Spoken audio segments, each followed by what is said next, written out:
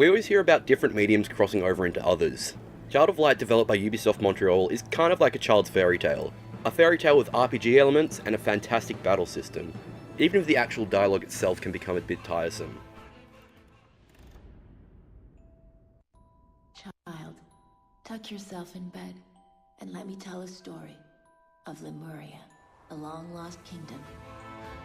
In Child of Light, you play as Aurora, daughter of a duke in Austria in the year 1895. After becoming sick, you fall asleep and awaken in the mystical world of Lemuria, a place where the sun, moon, and stars have been stolen by the Black Queen.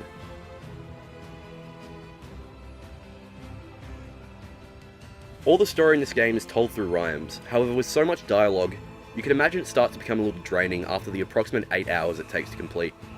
The saving grace, however, is a side character called Rubella, who will frequently not end her sentences with a rhyme, forcing the other characters to correct her.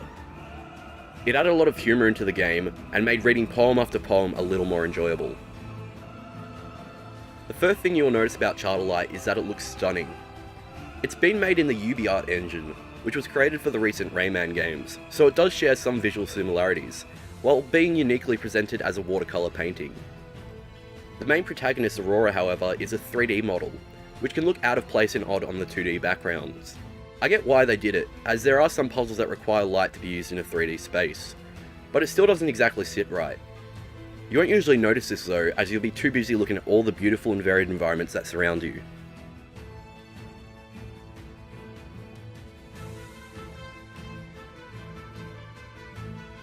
The game is pitched as a love letter to JRPGs, and has a really unique and interesting battle system. All actions are based on a timeline that is split into wait and cast. You will usually start at the beginning of the timeline, and be idle until you reach the start of the red cast section. Once there, you will choose what action you want to take, from regular attacks, to spells, to using items. Each action will have a certain time it will take to cast, signifying how long it will take to get to the end of the cast section, where the action will be performed.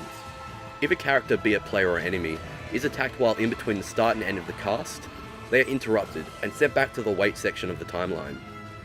It's really satisfying playing a whole battle without the enemy getting the chance to attack you, but requires some careful planning and clever use of actions.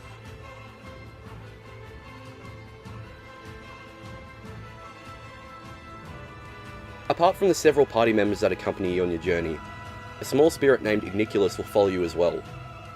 He has the ability to shine brightly, which has a large range of uses. In the overworld, you can use Igniculus to solve light puzzles, open chests, heal characters and stun enemies, allowing you to go behind them and sneak up for a surprise attack. All of which is controlled using the right analog stick and left trigger. I find it odd that a lot of bosses can be stunned using Igniculus, as most RPGs won't actually let you get any advantage in boss fights. During battle, Igniculus can still heal enemies, however if you position him over enemies, he will slow them, making it longer for enemies to progress through the timeline, which adds to the overall strategy in battles and making it that much more enjoyable. You can also let a second player control Igniculus using a separate controller. However, there isn't really any need, as it's easy enough for you to control Aurora and Igniculus at the same time.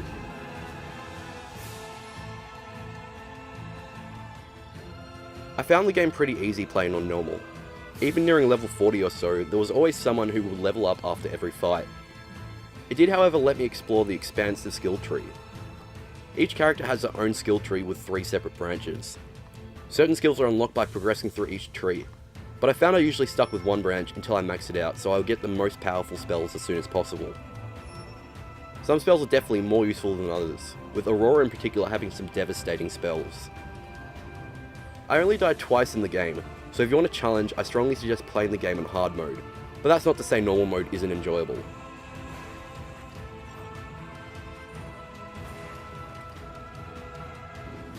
Usually when you say a game like a child's fairy tale, it doesn't conjure images of a grand adventure and such beautiful environments.